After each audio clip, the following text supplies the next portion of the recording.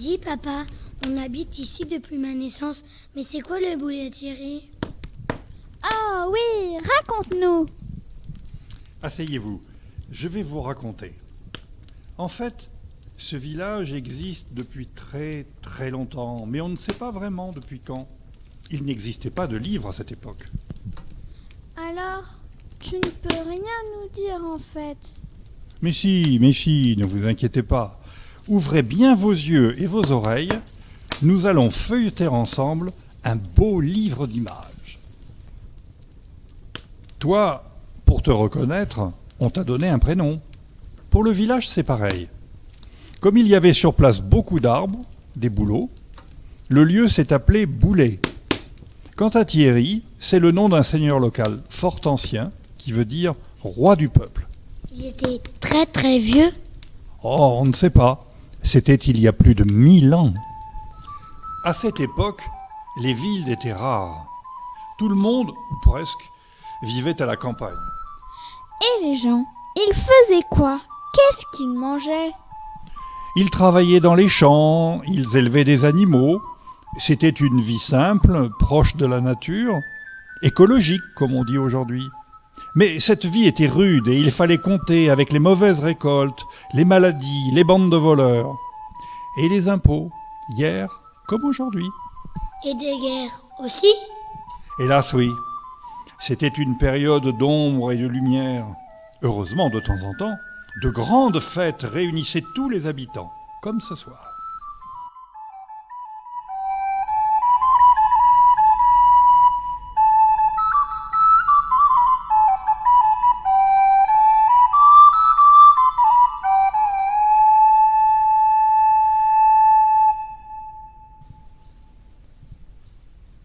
Cette vie locale, il fallait l'organiser. C'était le rôle des seigneurs. Et justement, une famille s'est imposée et, en près de 250 ans, a jeté les bases de notre Boulet-Thierry actuel. Quelle base? Notre belle église Saint-Lubin en particulier, au sommet de laquelle veille tous les soirs notre moine protecteur. Waouh! Il habite dans le clocher? Non, bien sûr. C'est sa silhouette qu'un malicieux jeu d'ombre et de lumière fait apparaître aux yeux de ceux qui sont sages, comme toi. Tu parles de l'église, mais il y a aussi le château. Tu as raison. Mais il a été construit bien après, et par un drôle de personnage. Comment ça, drôle? Il s'appelait Jacques Favier, et il fabriquait, le croirez-vous, des chapeaux. Et oui, tout le monde portait un chapeau à l'époque. Il a fabriqué des chapeaux, encore des chapeaux, tant de chapeaux, qu'il a fini couvert, non pas de plumes, mais d'argent.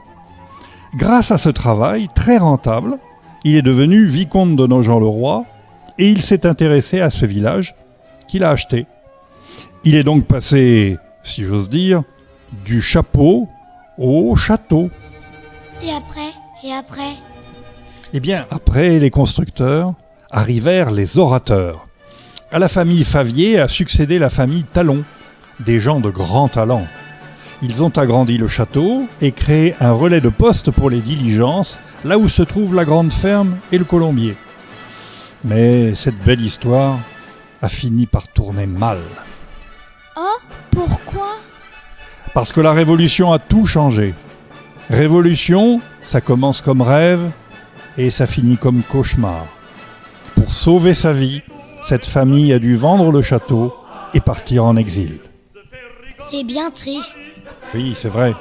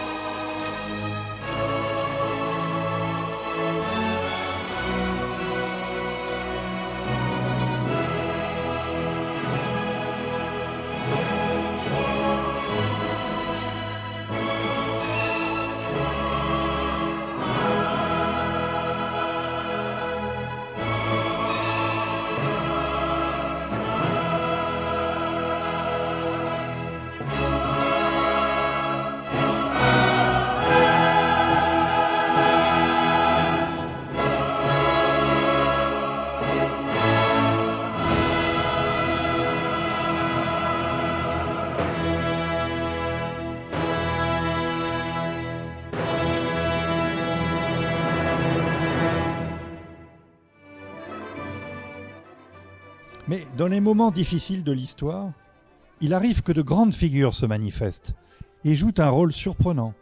Ce fut le cas ici. Qui ça? Un général? Un écrivain? Un grand savant? Ni l'un ni l'autre, simplement une frêle jeune fille, née au château en 1785. Courageuse comme un mousquetaire, habile comme Zorro, voici Zoé Victoire, qui a sauvé son père menacé d'être emprisonné en tenant tête à Napoléon lui-même. Elle s'est battue avec lui? Non, pourquoi se battre quand on peut être charmeur et persuasif? Elle est devenue la grande amie du ministre de la police. Et hop, plus de prison et retour à la maison. Super, ton nom efficace, Madame Zoé. Oh, tu ne crois pas si bien dire. Une fois Napoléon mort, cette femme étonnante et motivée a séduit le roi Louis XVIII et elle est restée sa dame de cœur. Elle a fini sa vie en élevant des moutons dans un autre château qu'il lui avait donné. Et quand il n'y a plus d'empereur ou de roi, que s'est-il passé? Après la Révolution, une dernière famille, les Bocquestan, a occupé le devant de la scène jusqu'à la Première Guerre mondiale. À ce propos, connaissez-vous l'histoire du fiancé de la panthère? Non, c'est un drôle d'animal. Pas particulièrement, hein. En fait, l'héritier de cette famille, Pierre de Quinsonnas, était parti à Bruxelles pour échapper au service militaire, ce qui constituait une faute grave en période de guerre. Là-bas, il est tombé amoureux d'une jeune femme qu'il a fini par ramener avec lui à Paris quand ses parents l'ont obligé à revenir en France. Il est mort en 1917, mais la jeune femme est restée sur place. Devenue la grande amie du joaillier Cartier, elle a dessiné un bracelet en forme de panthère. C'est toujours l'emblème de cette marque prestigieuse. À cette époque-là, comment était le boulet Thierry? En 1900, la commune accueillait 300 habitants. C'est bien moins qu'aujourd'hui. Mais l'activité économique était très soutenue. En plus des agriculteurs, il y avait plusieurs cafés, des épiciers, des maçons, des serruriers, des menuisiers, un maréchal ferrant, et j'en passe. Et maintenant? Ah, évidemment, les choses ont changé en 100 ans. Mais une chose est sûre, le village est toujours là, plus vivant que jamais. Toutes ces histoires font notre histoire. Finalement, les pierres ne meurent jamais quand l'amour les anime.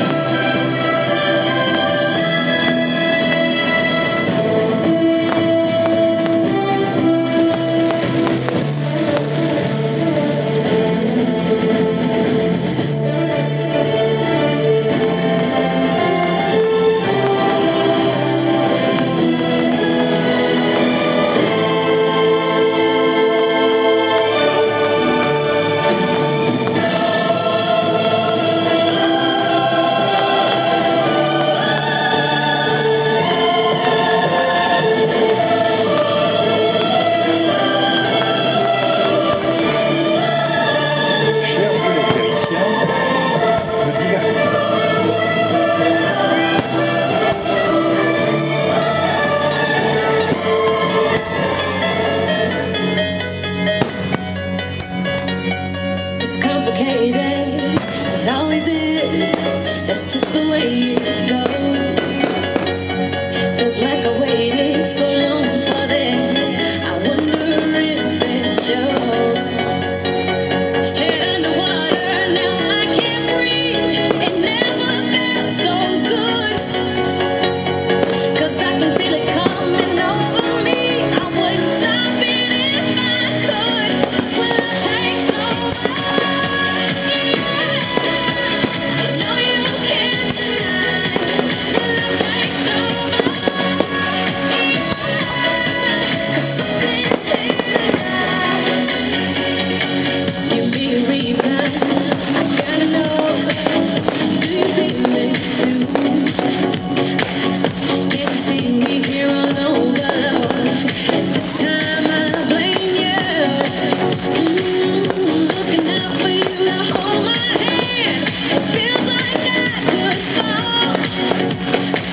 Now love me right, like I know you can. We could lose it all. Will I take so much? You know you can't deny. Will I take so much? Something's here tonight, tonight, tonight, tonight, tonight,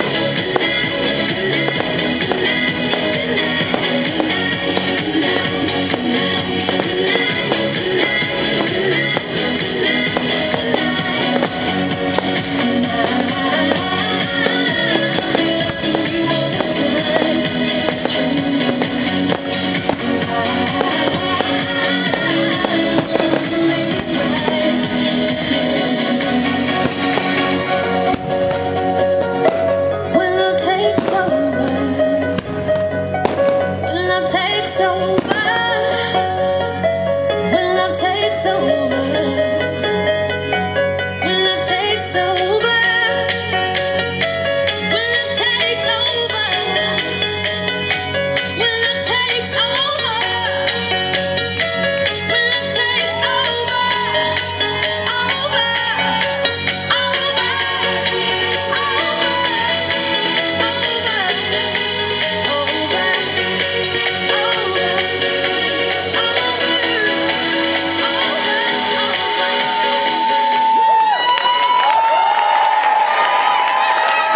Il faut couper. Normalement, c'est fini.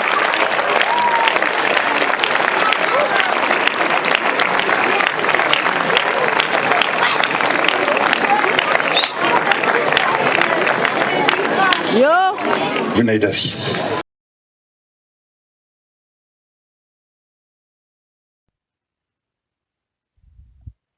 Chers boulets terriciens, le divertissement auquel vous venez d'assister, le boulet Thierry tout feu tout flamme, ou comment traverser quelques siècles en quelques flashs, est dédié à Christian Casmar, qui a officié de nombreuses années au poste de commande.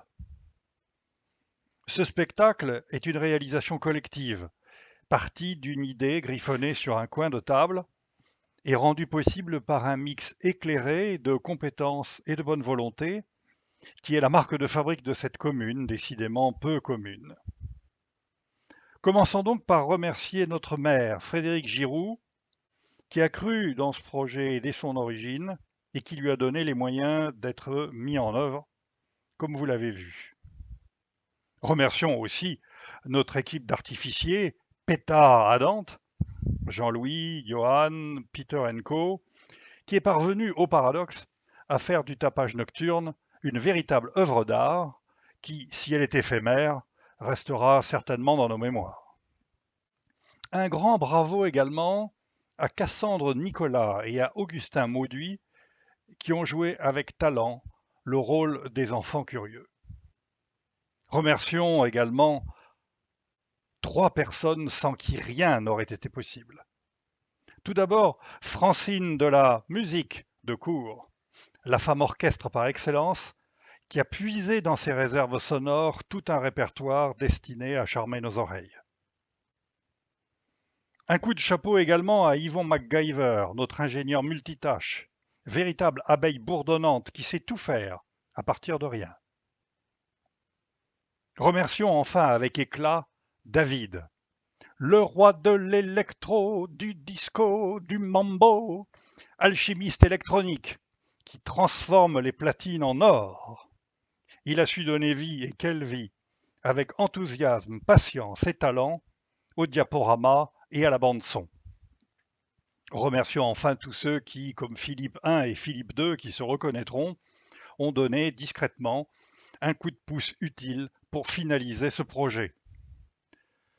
Nous espérons que vous aurez passé un bon moment et nous vous donnons rendez-vous en 2020 pour de nouvelles surprises. Bonne soirée à tous.